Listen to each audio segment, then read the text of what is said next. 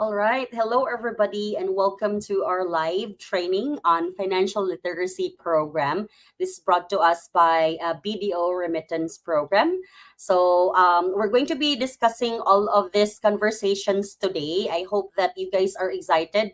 We have guests from the BDO that will be sharing how we can benefit from this. Why do we have this one? Because us in the freelancing sector or freelancing industry, especially if you're a newbie, it's a little bit difficult to have a bank account. It's also a little bit difficult to start your own account, maybe in peso, especially in dollars, if you are paid by your client in dollars.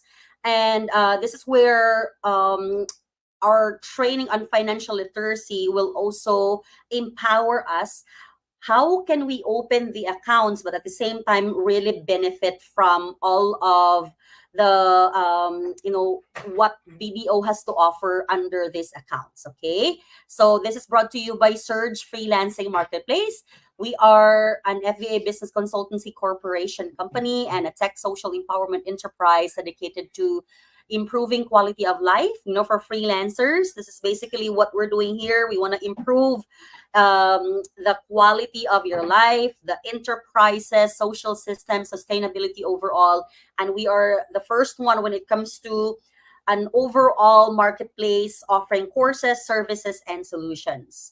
I would like to welcome everybody wherever you're at. Please in the comment section, please let me know where you're located. This is me, by the way. My name is Grace. Okay. Before I'm going to read your discussions, if you can add in the comment section, where are you watching this live video right now, live training right now? Okay, but allow me to share a little bit about myself. My name is Grace Luxine. I'm a freelancing thought leader, resource speaker, trainer, and business consultant. I'm an entrepreneur myself, and my expertise are in the freelancing solution, marketplace, virtual assistance, sales, and the like. And I also have my master's in education, entrepreneurship, and finishing my doctorate in education. Okay. Thank you very much. We have people here who are watching from Davao, okay, from Facebook. All right. How about others? Okay, let us know where others are watching via LinkedIn, via Facebook, okay, Facebook Live, okay. So where are you guys located? Let me know. Others are watching in Cagayan de Oro, okay. Hi to you. Cebu City, okay. Hi to you there, Livia. We also have Rafael is I think in somewhere north or south, okay. Kuwait, okay. Janine, I'm not sure what time is it, but thank you for being with us. Toril, Davao City. Also San Pedro, Laguna. We have Davao City as well, okay. And Davao Oriental, okay. Why are you in Davao Oriental? I know Osler. All right, so that's good. Thank you very much. Others are also HD Virtual Assistant Services is watching from Pangasinan. So we have people in the Philippines and also people outside the country. Okay, so thank you for joining us. This is again a training on financial literacy because we will be benefiting from the offerings and the value from BDO Remittance. Okay, so we have two guests from us from BDO themselves, and they're going to be sharing to us about this discussions, goal settings, okay, because this is more on the financial literacy. How can we set goals for any financial goal that we have? It might be savings, debt management, okay. So if you have an utang today, all right, this is good for you. How can you go from probably the amount of your debt right now to zero, okay, and probably start saving? How will you do budgeting, basic banking? What are the strategies that you go there? And then they're also going to share a little bit about BDO remittance services, okay. They will share how can we benefit from BDO remittance services. They will share a little bit of the product briefing, okay, the services that they provide, and then there's even an investment part of the program. Okay, so this is really perfect for all of the freelancers. So quickly, if you have probably fellow freelancers, or you have friends that are maybe having some difficulty in setting up their dollar account, peso account, you are receiving remittances, because I get one of the challenge also for freelancer is the exchange rate. Okay, also the fees. Okay, so those are the hugots of freelancers. So we will be understanding how we can benefit from BDO remittance services. Okay, so I'm going to introduce our speakers real quick, and then they will go and do the discussion based on the coverage that we discussed earlier. And then afterwards, we will set a time for a quick question and answer. And then I'm going to be giving you a code, and that will be the basis of a feedback form and your certification afterwards. Okay. So I hope that's clear. Before I'm going to introduce the speakers, please go ahead and connect with us. You can go ahead and follow us in YouTube, also in LinkedIn, in Facebook, in Pinterest, in TikTok, in Twitter. We are at Surge Marketplace. So for today, we're going to be joined by two brilliant managers or marketing officers from BDO Remittance. Okay, so first, we have our main speaker. His name is Sir Mit De La Torre the third. Okay, and he is the manager or marketing officer for Overseas Filipino Programs Unit. Okay, and for BDO, and he's going to also be joined by Jake Patrick, and he's also a marketing officer with under same program, the Overseas Filipino Programs Unit. So this is more it might be for OFWs, for freelancers. So those that are more like us, that are getting remittances abroad, it might be through the clients or other forms of remittances. Okay, so help me welcome Sir Mitt. Hello, sir. Good evening. Hi, Good Miss evening as Grace. well. Hi, Hello. everyone. Hi, good evening, everyone. Hello, glad to have you here. I know we planned this one a few weeks ago, and a few are very excited. So I'm going to give you the floor. So please feel free to share, your financial literacy program, through BDO remittances. Thank you, Miss Grace, for that very brief and nice, no, and concise introduction.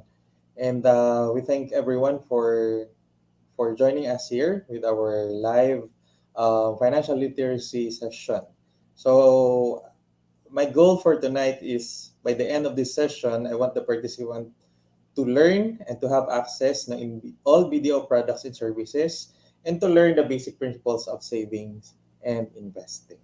So pardon me because our standard format in giving a financial literacy session is in Tagalog. So I will be speaking Taglish, Tagalog and English. Okay? So, but basically all of my presentation will be in a Tagalog format.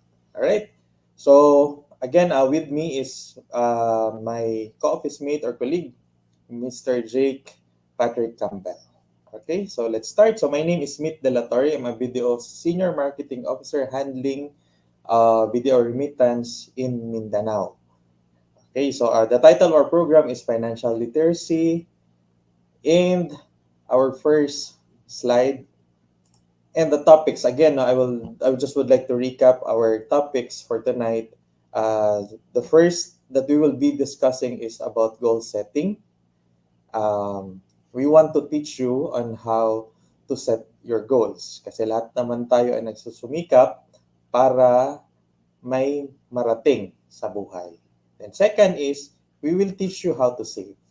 Third is, we will manage our debt or ating utang. And number four, we will give tips about budgeting. And fifth, we will be giving you our basic products and services. So ano bang ino-offer ni BDO para sa inyo? And six, uh, the BDO product briefing. So we will be talking about in detail the features of our BDO Kabayan savings account. And seven, the BDO remittance services. So what is the common remittance service that we are receiving, most especially yung pagkikredit ng mga payments ng ating employer from abroad. And lastly, we will be talking about some investment options that is readily available in our online banking, wherein you guys, when you have the account, you can already place your investment. It's very easy, it's very accessible sa ating online banking. Okay? So, let's proceed.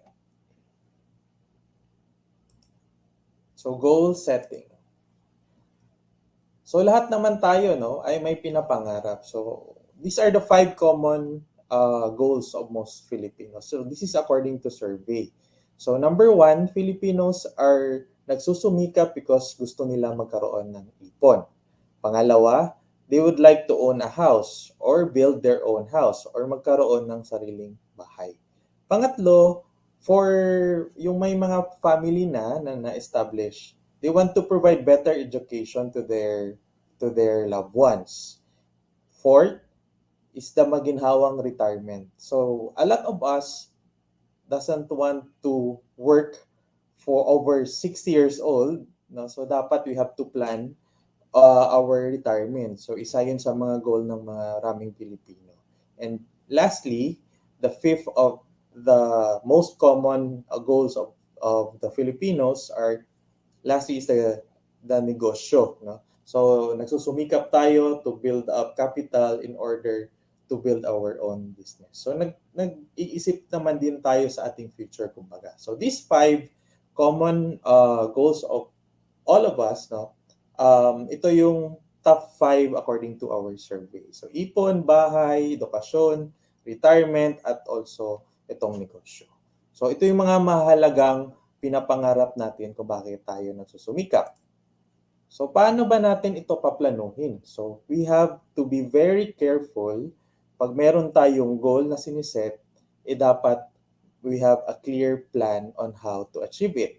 So number 1, we need to focus. So ano ba yung pagfo-focus dun sa goal? So we should have a careful planning. The plan must be smart. So what does that mean? It should be specific, measurable, attainable, realistic, and time-bounded. And after that, you must execute it very well, no, in order to put an action in your plans. So we must set a proper execution of your plans and create certain steps in achieving your goals. So that is very important. So the planning and execution won't work if we are not consistent with it. So ano ba yung consistency? Di ba pag nangliligaw tayo, mga guys, ayaw ng mga babae na 1 to 3 days, yun lang yung consistency stage natin. So dapat tuloy-tuloy yun, no? So pag pinaplano natin and execute natin yung plano natin, dapat consistent, or otherwise we are committed in doing it. So always remember that 3 should come together. Dapat wala pong mahihiwalay dyan, or else our goal will fail. Okay? So savings.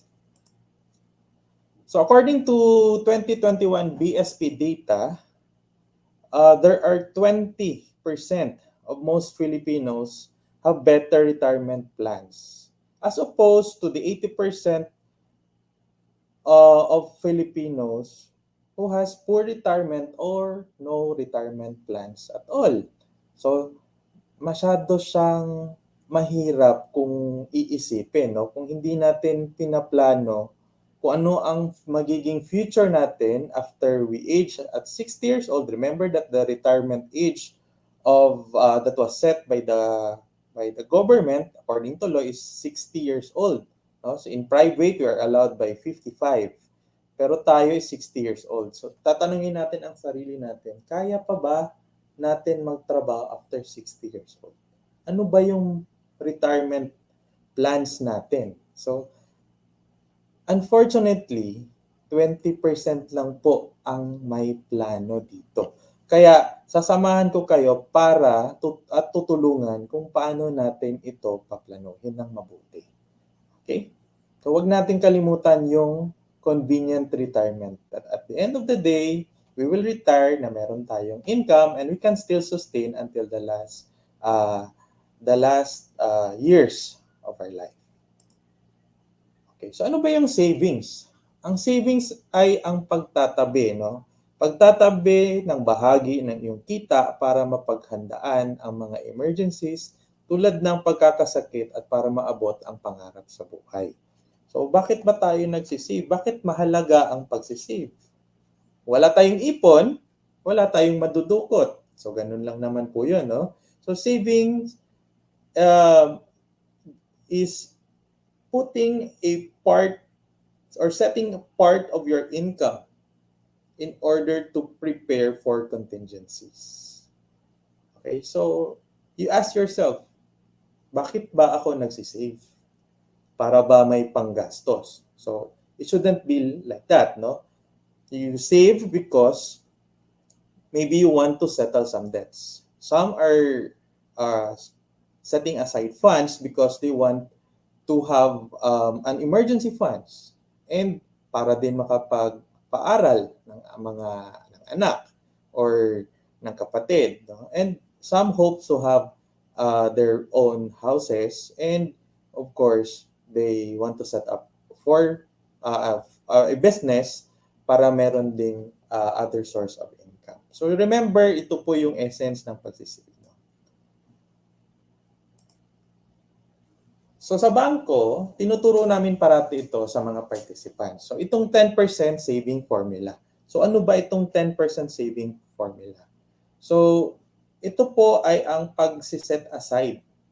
For example, if meron tayong buwan ng kita or mas malaki pa po yung kinikita nyo dito, but this is just for illustration purposes, no?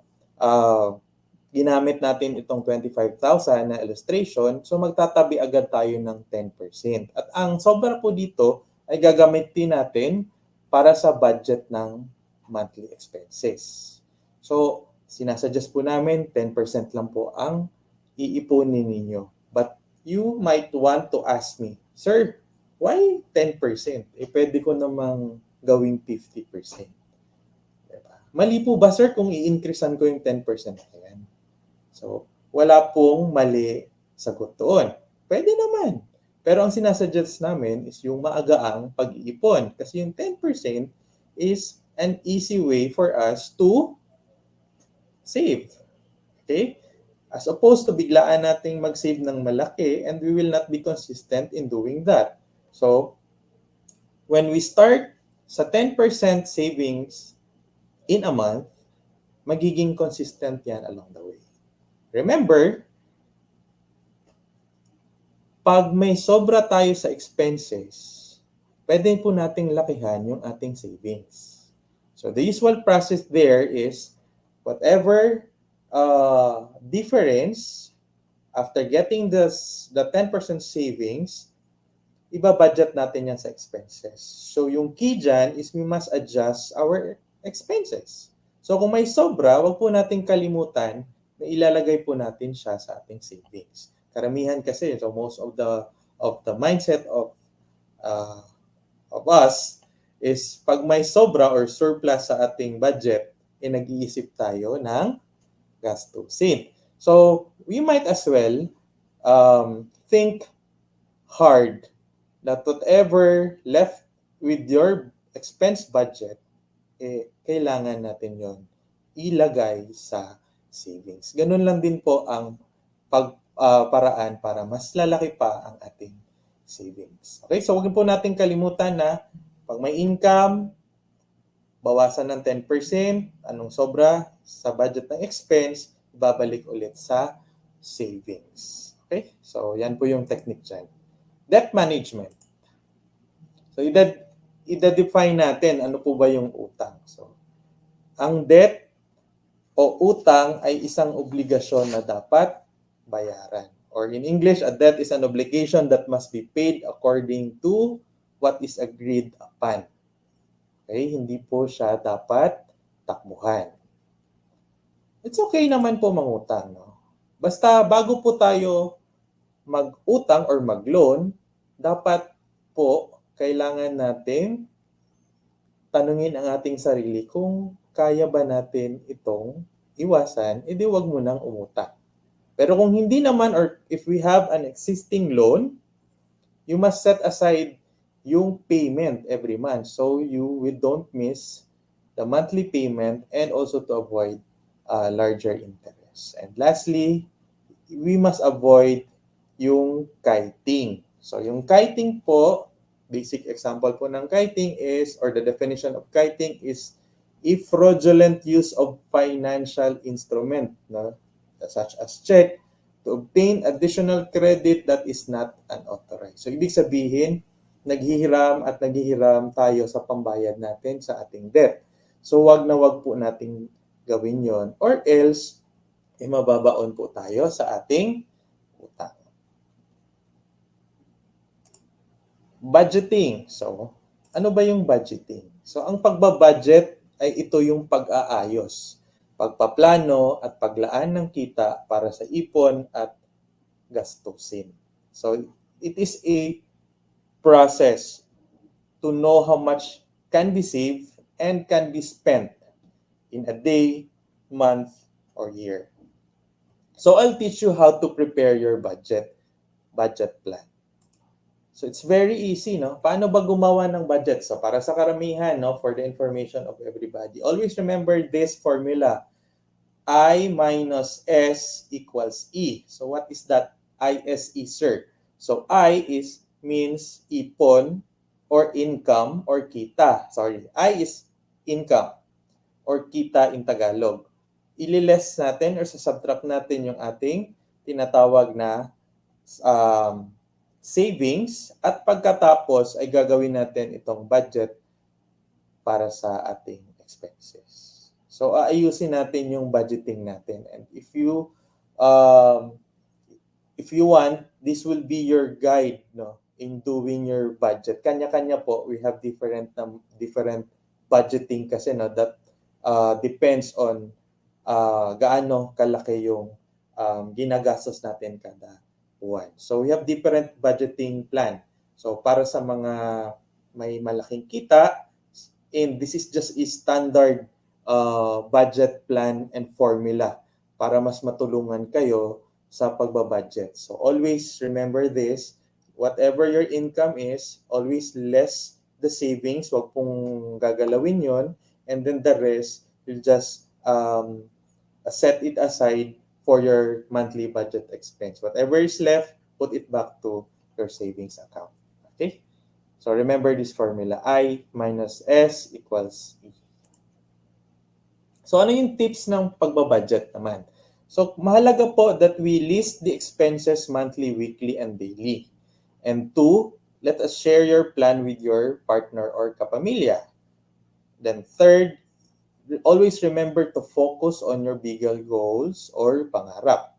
4 is we need to discipline and stay away from spending temptations. And 5, put the money back in the bank.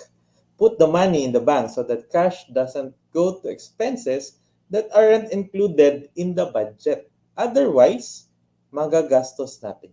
So ilalagay po natin sa bangko. So number 5, the basic banking. Ano ba itong basic banking na ito? So, simple question lang po ito sa sarili natin. Saan mo ba dapat nilalagay ang savings mo? So, this is a question that everybody must need to answer. Ang ipon ko ba ay ilalagay ko lang sa wallet ko? Diba? So, that's a very simple question but has a long-term effect. Kasi nga, whenever you have cash and you go to malls, matitempo talaga tayo, no? Minsan, kahit sabihin natin, hindi ako makakagastos, sir. Pero pag pumunta ka ng mall, natitempt yung mga mata natin na bumili ng kahit ano. So, instead of keeping our cash in our wallet, so we must put it in the bank, in your trusted bank. Okay. So, bakit nga ba sa bangko? So, why in the bank? Mag-deposit po tayo or maglagay po tayo ng cash or savings natin sa bangko dahil ito po ay safe. Ang pera mo ay safe pag nasa bangko. Pangalawa, it is easy to withdraw. Pag may mga emergencies, pwede kayong mag-withdraw kahit saan using the ATMs. In our case, you can use any ATMs of BDO and BDO Network Bank. At ito naman ay insured. So it's PDIC insured, or when you have bulk cash in the bank, it is, aside that it is safe, it is also insured kapag may incident na mangyari naman, no, sa bangko. And number 4, when we save in the bank, we can establish relationship that sooner we can avail other bank products and services like credit cards, personal loan, home loans, car loan, etc. So, pag kailangan din po natin mag-establish nito. So, normally when we go to the bank and inquire for credit card, we will be asked if you have an account, right? So, pag may account tayo, we can support our financial statement in order to get a faster approval of your application. So, ganun na din po ang gagawin sa kung mag-a-avail kayo ng iba pang mga loans. Okay? So, huwag niyo pong kalimutan, ilagay niyo po ang iyong savings sa iyong trusted na bangko. Okay? So, for our BDO Kabayan Savings Account, so this was also being briefly introduced by Ma'am Grace kanina, but we will have a detailed discussion about our BDO Kabayan Savings Account. So si BDO po ay may BDO Kabayan Savings Account that is readily available for you guys. No? So you can open a BDO Kabayan Savings Account at any BDO and BDO Network Bank at your convenience. So ano bang features ng BDO Kabayan Savings Account? So number 1, it is an international card. So we are MasterCard affiliated. So meaning to say, it can be used to withdraw in overseas using other banks' ATM. You can do an online payment and also an online transaction. It has a low deposit, initial deposit, for a minimum of 100 pesos for peso account and $100 for US dollar account. It's fast and safe, no? When may mga padala, minutes lang natatanggap nyo agad, nakikredit agad sa account ninyo. So you can start saving from remittances. So pag nagpapadala, may nagre-remit sa inyo or nagbabayad yung employer ninyo. By the way, we will be using the term remit kasi anything that comes from, any funds that come from overseas, it will pass through our remittance system. So, ang tawag po niyan is remittance. Hindi po siya deposit. No? Deposit, we use that term internally when you are in the domestic setting. So, pag funds are coming abroad, let's say may nagbayad sa inyong employer through your PayPal, it will pass through our remittance system. That is why we call that remittance or remit. So, pag may mga nagpapadala, nagre-remit sa inyo, pwede nyo ng direct deposit to your BDO Kabayan Savings Account since may account naman po kayo. So, it's convenient because it has ATM and passbook. Magkakasama po yan at 100 pesos and $100 for dollar account. And we have an exclusive promos and events for all our Kabayan account holders. And BDO has just launched a 10% discount every first Tuesday of the month, no, at all SM stores. So, hindi na po tayo mag-aantay ng 3-day sale dahil every Tuesday, first Tuesday of the month, pwede kayong mag-shopping sa lahat ng SM malls and you can avail the 10% discount. And that is included in the features of our BDO Kabayan Savings Account. Remittance services. So ito yung karamihan natin na na-experience once we are being paid doon sa services that we rendered sa ating employer. Okay. So for the information of everybody, no, this is our worldwide presence. Now we have 16 international offices across the world, across the country, sorry. And we have nearly 400 partners globally and 23 expatriates across Asia, Middle East, North America, and Europe. In the Philippines, as all you know, we are the bank with the most number of branches. We are at 1,200 plus branches in BDO alone. In BDO Network Bank, we have more than 350 branches. And in terms of ATM machines, we have more than 4,700 ATMs. Cash deposit machines, ito po yung dinedepositohan natin ng cash. Meron po may mga selected branches na may CDMs po. And we have more than 10,000 cash agad partners. So what we are trying to say here is our worldwide presence. We are known overseas and in the Philippines as the number one bank. We have the most number of branches and ATMs at the convenience of all our depositors. So you guys can check, can withdraw anywhere you want, and if you use your BDO Kabayan savings accounts to withdraw your money at any BDO ATMs, that is free of charge. Okay? So ganun po yung ating kalakas ng presence ni BDO sa ibang bansa at lalo na sa Pilipinas. So we also have our global partners. So medyo familiar kayo nito. So our major global partners like Remittance, Small World, Western Union, RIA, TransFast, MoneyGram, and Zoom. We also have foreign bank partners. So DBS, POSB, Emirates NDB, Seventh Bank, and so on and so forth, and other remittance partners na naka-indicate po dyan sa screen. So, ito po yung minention ko sa inyo kanina. So, kapag binabayaran tayo sa employer, when it pass through our BDO remittance system, ang ginagamit po na form of passing the fund from outside is through credit to your BDO Kabayan savings account. And the remittance is immediately and directly credited to your account. So wala na po itong waiting time, no? Unlike getting it from a remittance center, mag-aantay minsan tayo ng 3 to 5 days bago nyo ma-claim. Dito is automatic credit. So you have the liberty to withdraw anytime you want.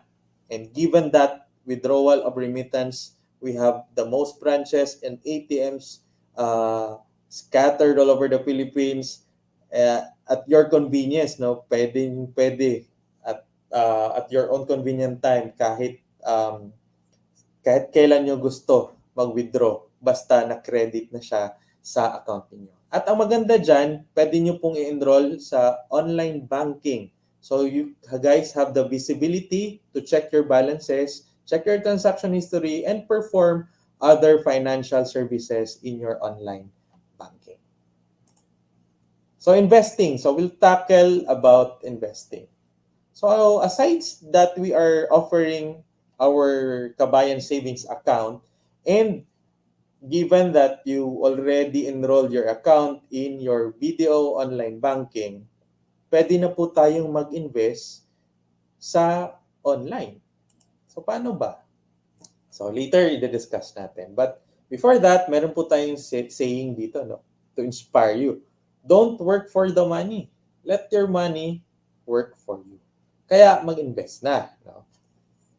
So, if we have an excess funds, it's good that we will invest. So, ano ba ang investing? So, ito ay ang proseso ng pagbili ng asset o arian na tumaas ang halaga para kumita at palaguin ang inilaan na pera. So, samples of investing is by setting up a business, by investing in real estate or real property, or in case sa bank, we offer a financial instrument such as UITF, mutual funds, and stocks. But before that, dapat nyo munang maintindihan ano ba yung difference ng savings and investing. So savings has a fixed interest. So may interest po na binibigay sa inyo ang bangko. May lower market risk naman siya. And it's covered by PDIC. But naapektuhan ang halaga na yung ipon dahil sa inflation. So right now we felt the inflation or the sudden increase of the commodities. Mas lalo pong nade-devalue yung ating pera, no? So kailangan natin gagamitin yung savings natin para kumita at madagdagan yung ating funds. So madali siyang hugutin kasi nandyan lang siya sa account ninyo. Anytime, pwede siyang ma-withdraw. Whereas, ang investing naman, it has no fixed revenue. Kasi nga, meron siyang potential to yield high returns or high yield returns. It is high risk. Why? Kasi the more risky po yung ini-invest natin, the more or the greater the return will be. But this is not covered by PDIC. Okay? So wag po kayong matakot sa investing kasi si BDO meron pong ino-offer na tinatawag na ready-made investments. So ano ba itong mga investments na options ni BDO na kung saan pwede kayong maglagay ng pera. So, there are 3 easy steps to invest. And in order to do that, one must first set the goal. So, dito sa ating screen, magsiset muna tayo ng goal. Ano bang goal natin? No? Kaya magsiset up ba tayo ng emergency fund? Gusto ba natin magkaroon ng sasakyan? We'll be thinking of the education of our children. We want to loan out a house. And of course, lastly, we want to retire happily. So, kailangan natin itong isulat muna. And after that, lagyan mo ng target. No? 1 year, 5 years, 10, 15, 20. Ito yung mga target or timeline na gusto mong ma-achieve itong value na to. And third is, you set a priority. Magsiset po kayo ng priority dyan. Ano ba yung mas importante sa inyo? So, meron tayong short term, meron tayong combination ng short and long term, at saka yung long term which is the retirement. So, mahalaga po that we need to set our goals clearly. So, after that, humanap ng match na naaayon sa goal na at kakayahan. So, we have BDO UITF or Unit Investment Trust Fund that is readily made investment kung saan pinagsasama ang funds mula sa iba't ibang investors na may parehong investment objectives. Whereas for BDO Securities naman, ito yung mga nagtitrade ng stocks. Okay? Okay. So, ipepresent ko sa inyo yung mga investment option using the UITF. So, we have a ready-made BDO Peso Money Market Fund. Ito po ay short-term investments. Usually, ang pag-pool ng funds nito ay nilalagay sa mga short-term stocks and time deposit. Yung Peso Bond Fund naman, this is a combination of short and long-term investments or tinatawag nating balance fund. So ito naman po yung goal natin, no? Pag education fund, family goals, travel fund, medium-term needs, pwede po natin piliin yung Peso Bond Fund. Kung gusto naman natin emergency, liquidity, and short-term needs, pwede po natin piliin yung money market fund. But if we have this eagerness, no, for and higher risk appetite, and we want higher yield investment, you choose the BDO Equity Index Fund. So in this investment plan, this is a high risk and it's a long-term investment. This is good for your retirement fund, your wealth accumulation, and for your long-term needs. So lahat ng investment options na ito ay you will be the one to decide, no, depending on your risk appetite and your priorities. So, kanina, huwag niyo pong kalimutan in setting up goals, dapat clear siya, may timeline, at saka mapaprioritize mo, and it must be realistic as well. So, dun kayo maghuhugot kung saan yung kung saan nyo siya ima-match na investment na yung pipiliin.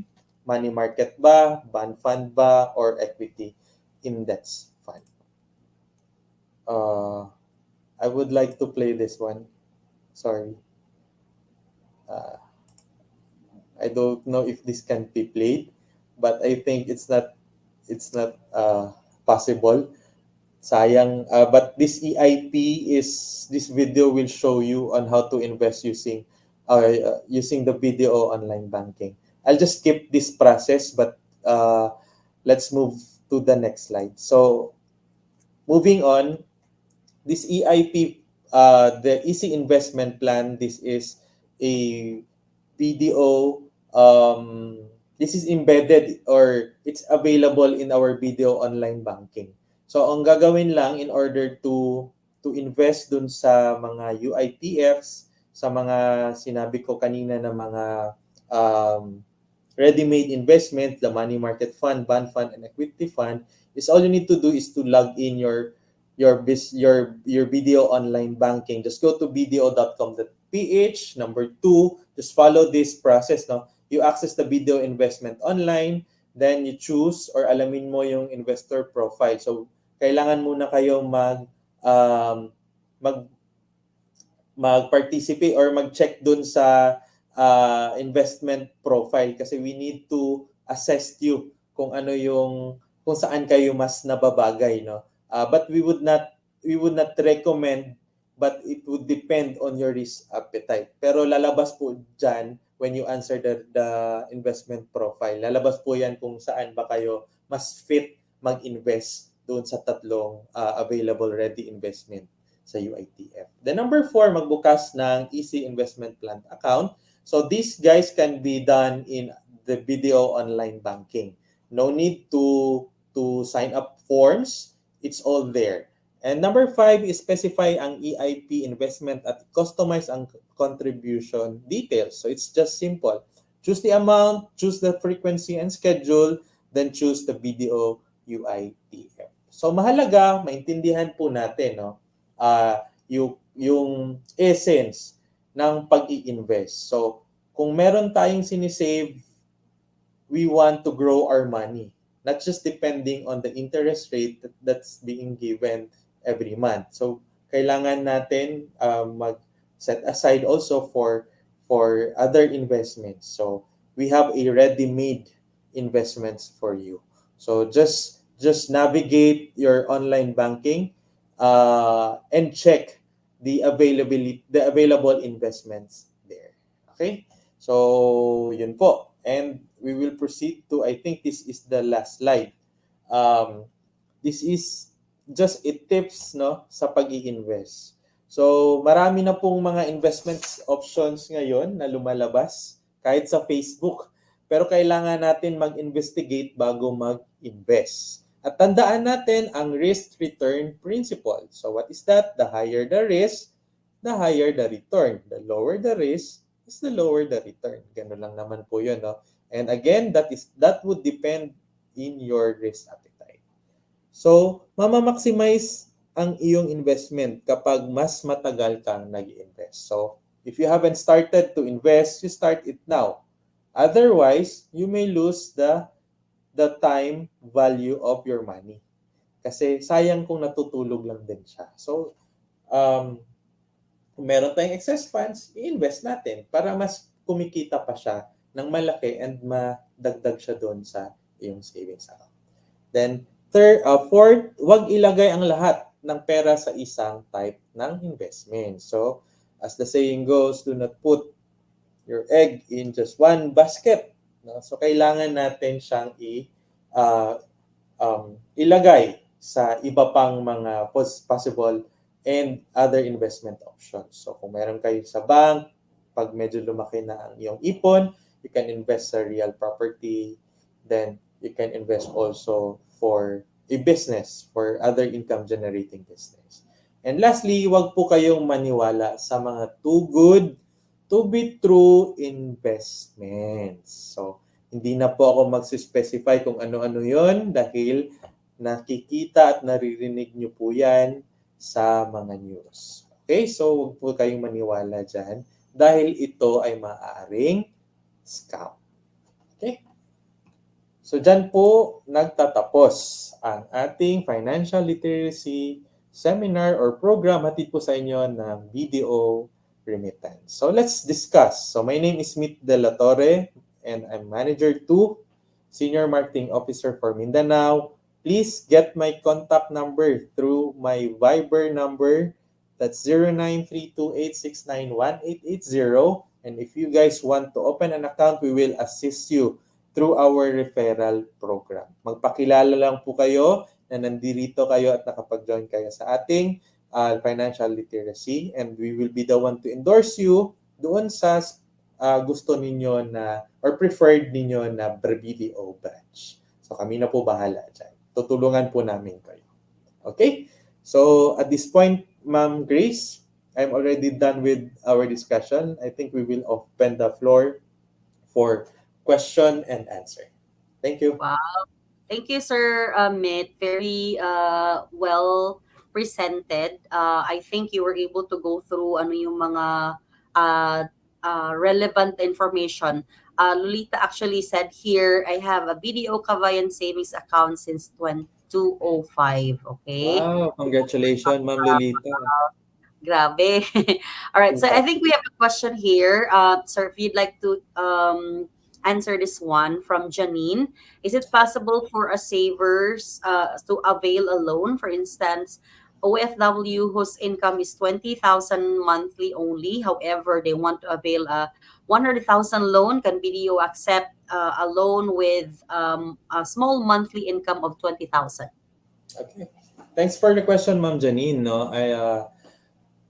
again, no, pag meron tayong account na, no, at we regularly save, so meron na po tayong tinatawag na transaction history or bank relationship in that case. So hindi po hindi po masyado namin tinitingnan kung magkano po yung income niyo. Tinitingnan po namin yung mga pumapasok na credit sa account niyo. So we will evaluate yung deposits. So nakikita naman po namin yan. So we have this so-called credit scoring. So if ever you are inquiring for 100,000 loan at an income of 20,000 pesos, after our credit scoring, if maganda naman po yung ating transaction history, if we don't have any other delinquent loans, clear naman po yung ating mga credit cards, then I'm very sure na papasa po tayo doon sa sa gusto ninyo na amount. So I hope nag-satisfy ko yung or na-answer ko directly yung question. So ganun lang naman po ang ginagawa ng bangko. So basta mag-ipon lang kayo. Just build up your deposit. So I think our next question, sir, is in line with that. Donna is asking, how will we know our credit scoring? So I'm not sure if it's evident sa customer side or sa bank side lang ba? But can you give us hints siguro on like what is a good credit score? Sige. I'll give the floor to Jake. Jake has a better exposure about credit scoring. Jake, can you discuss about that? Hello, good evening, everyone. So, in line with the question on how will you know your credit scoring, basically the bank will just inform you. They will not really give you the specific details on the credit scoring, but they will just inform you if your loan is approved or not. Okay. On the credit scoring is more on the internal process. So as to that, it will be between the loan officer and of course the loan approver. So for the credit scoring, it will be it will only be the evaluation, and then after that we will just give an somehow an approval depending on the type of loan you wish to avail. Thank you, Jake. I hope na na-answer yung question for the credit scoring.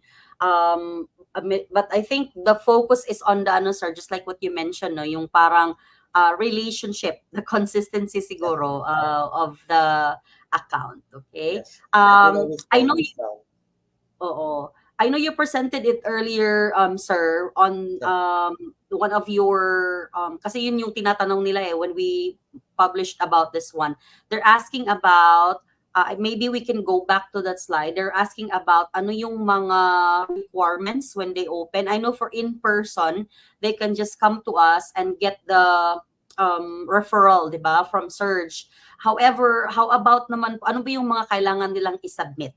Probably IDs or the form and all, what are the requirements when it comes to opening the BDO Kabayan savings account? Okay. So our standard requirement for BDO Kabayan savings account is only one valid ID. So it's a government issued ID. Okay.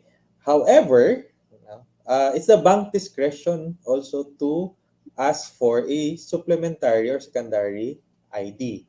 So, Mm-hmm. ganun po yung usual process. And in the course of in the interview, if pumapasok yung hinihingian tayo ng sometimes we will be asked to provide e-contract, no, to your employers or certification from your employers that this is just to to support um, your sources of funds.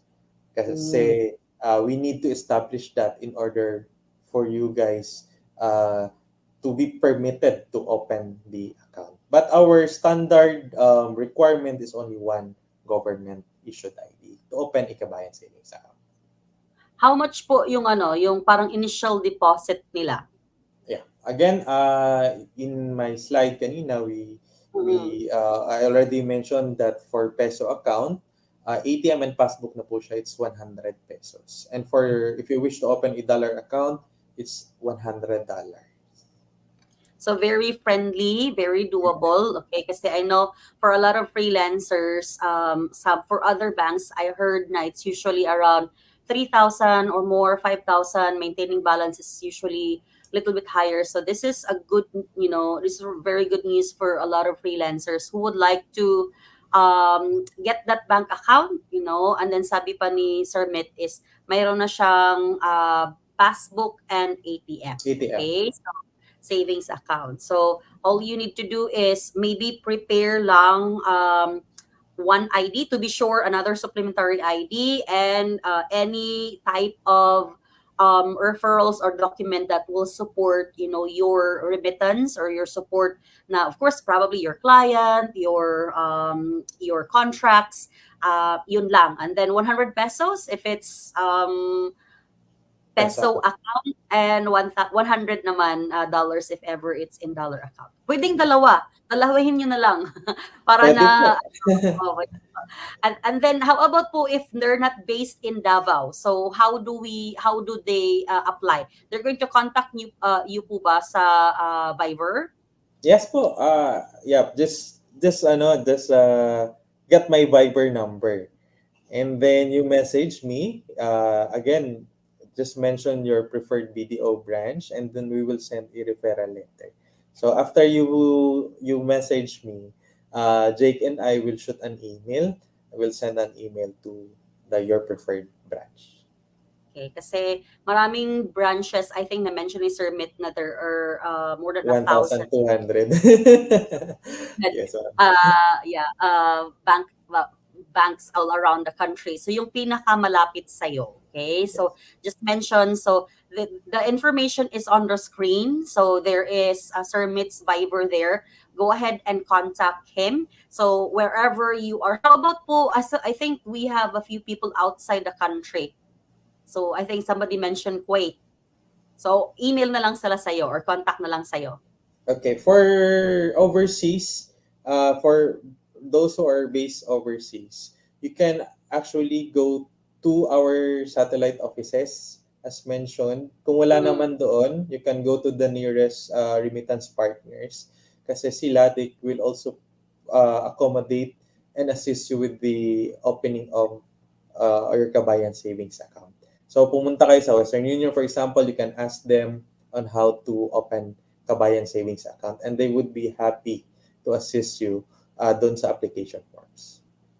Okay, so if you're in the Philippines, wherever you are, I asked earlier, and some are in Luzon, Visayas, and Mindanao. Okay, unless if you are in Davao, I think you can just go ahead and message Sir Mitt. It's in Viber. You have to download the app and look for him 093286918880, and then just mention your so baka not maybe until maybe tonight or tomorrow when you're watching this video. Okay, but if you are in Davao, Shirley is asking where to ask the referral. You just go to the Surge Training Center. We have the referral doon.